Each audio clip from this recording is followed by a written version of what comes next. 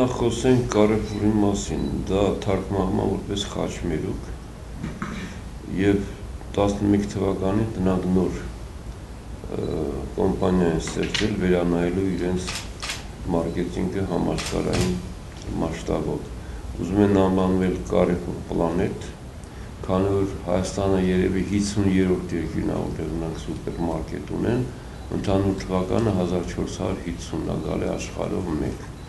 Նրանք լավ կյանքի չեն դուսել միջազգային շուկա,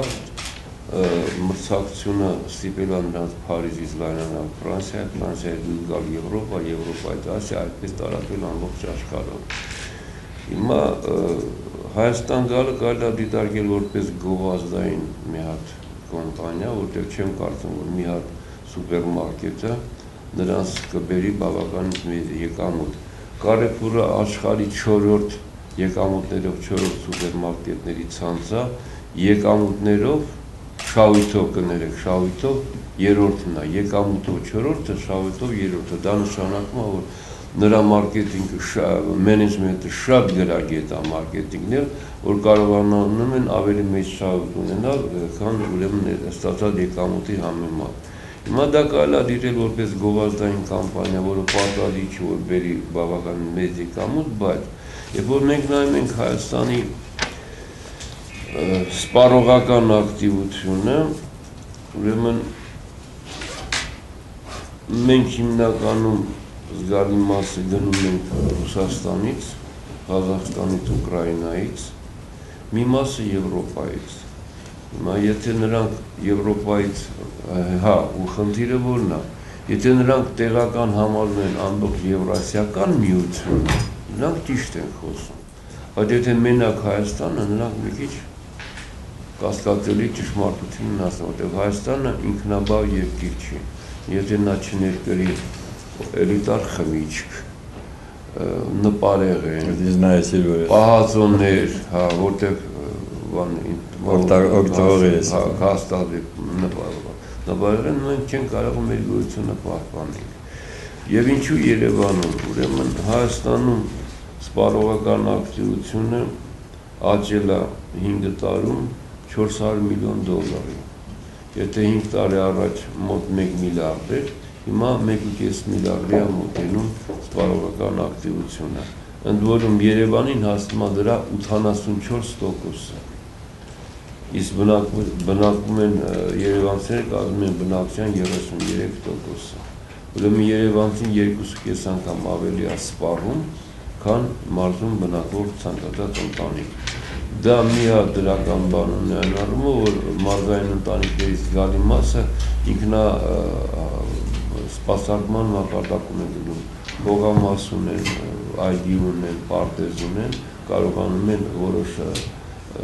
սննդամթերքի կամ անասուն ունեն, կաթնամթերք են ստանում բավարարել, բայց բոլոր դեպքերում 2.5 անգամ բավականին մեծ է, եւ դա կազմում է մոտ 1 միլիարդ դոլարի մոտ չափով երևանցիները ծախս են անում, ու պարզավոր մի սուպերմարկետ ինչ-որ մի բան չի կարող փոխի։ Դրական ես գտնում եմ նրանով, որ նրանք բերեն առևտրի նոր մշակույթ, ավելի միջազգային մեծ ստանդարտներ,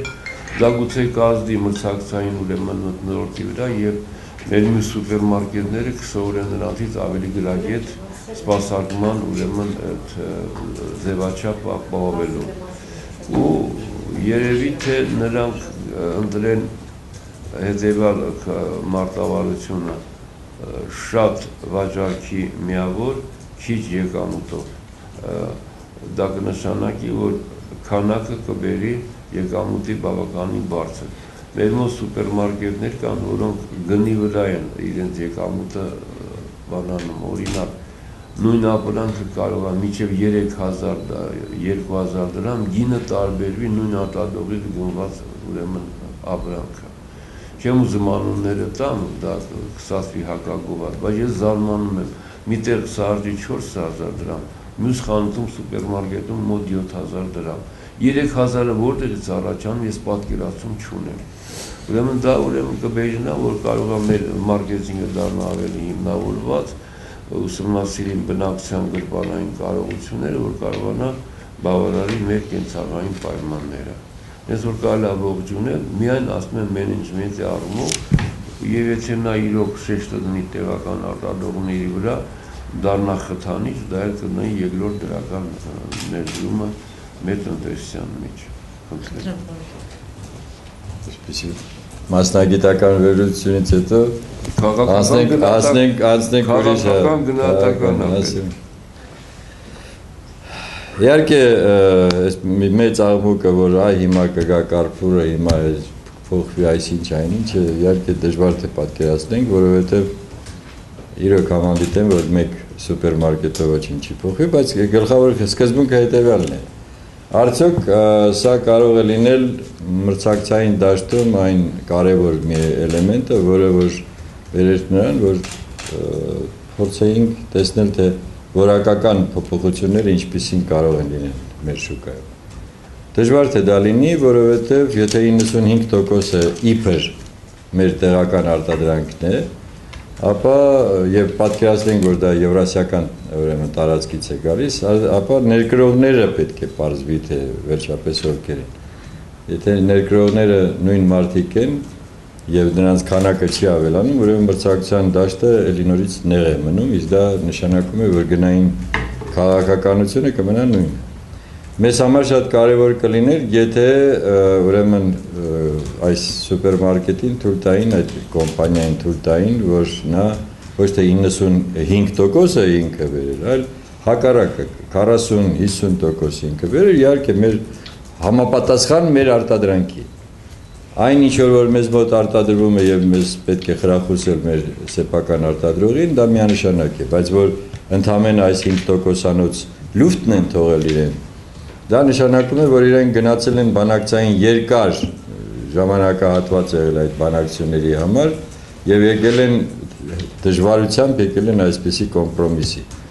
Անհատները, ովքեր ում հետ որ նրանք եկել են այդ կոմպրոմիսի, մեզ բոլորիս հայտնի են, հա, ովքեր ներկրող են այս երկրում։ Ես այստեղից անում եմ հետևյալ եզրակացությունը, որ այսօրվա իշխանությունները նորից խրախուսում են մենաշնորհը եւ պաշտպանում են այդ մենաշնորհին եւ դա ոչ միայն այս հարցում է, այլ ընդհանրապես եւ եթե մենք մի քիչ էլ ավելի հետևություններին գնանք, ապա ստացվում է հետևյալը. օլիգոպոլիայի դեմ պայքարը, որը հայտարարվեց այսպես մեծ աղմուկով եւ վերջապես մեկ մարդու փորձեցին ուրեմն ճնշել, մեղմ ասած, ուրեմն այդ գործընթացը կանգ է առնում։ Ես օրինակ սա կտեսնեի այդպես, որ եթե զարգանար, ուրեմն պետք է նաև այս ոլորտում զարգանար այդ մոտեցումը։ Եվ յուրայինները շարունակելու են մնալ հովանու տակ։ Եվ սա կարող է բերել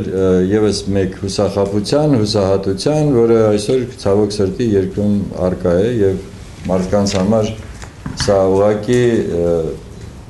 բերում է նոր, ես ասում եմ, որպես ընդդիմադիր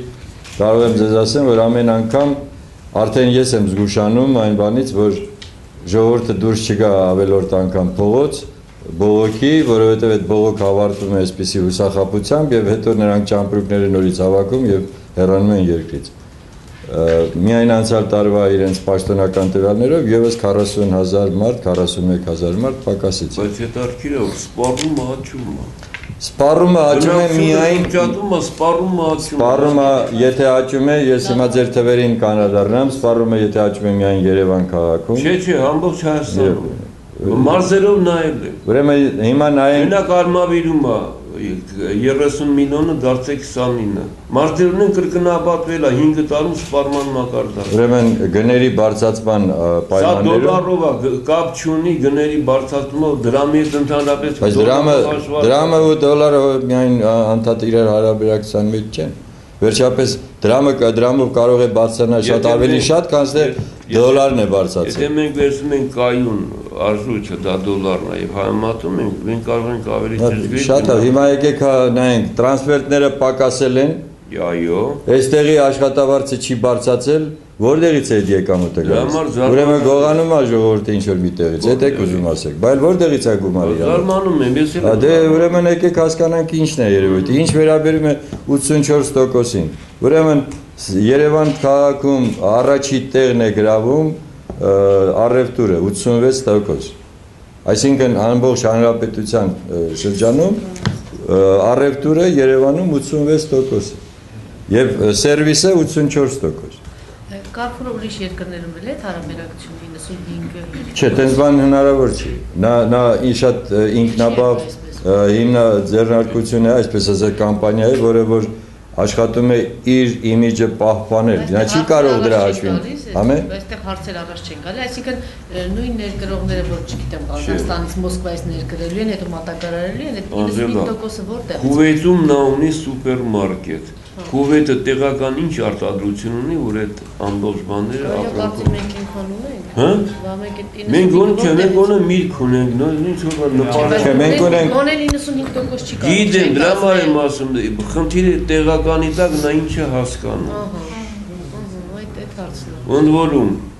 Կարփուրի բանն է, իրան հիպերմարկետներ շատ քիչ ունեն, իրանք ունեն փոքր սուպերմարկետներ ունեն։ Հիմա այս պարագայում տեղականի տակ ինքը հասկանում է նաև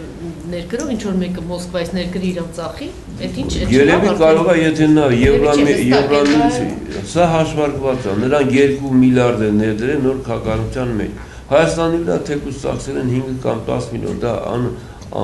աննշան մի հատ բան է, բայց մեր ոգևորությունը ո՞րն է, եթե պիտի այդ նույն մարդիկ։ Նորից եմ ասում, մեր ոգևորությունը, որ մենք կտեսնենք սպասարկման նոր միջազգային գլոբալ որակ, որը մենք չունենք։